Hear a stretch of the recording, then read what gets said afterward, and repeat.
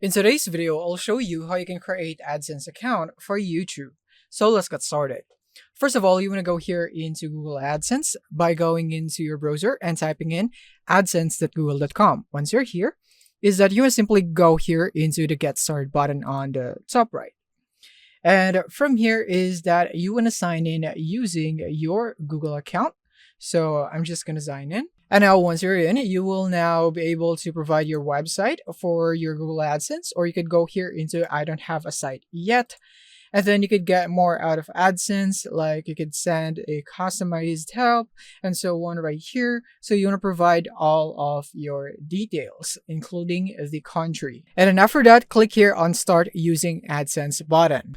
And now once you're done, you will now be able to set up your Google AdSense account in here, and you can now connect this to your YouTube.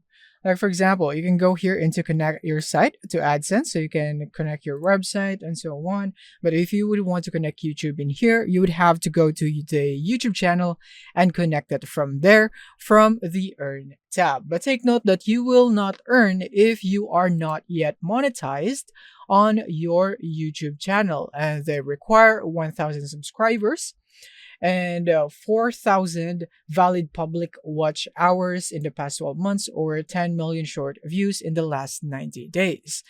Once you're eligible with that, then you will now be able to connect it right here.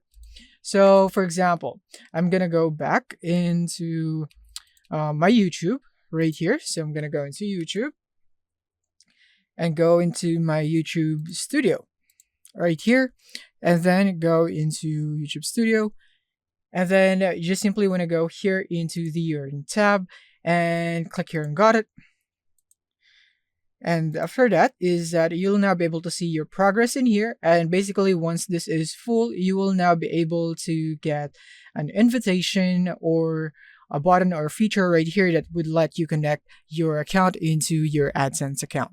So that's it. Thank you for watching and see you in the next one.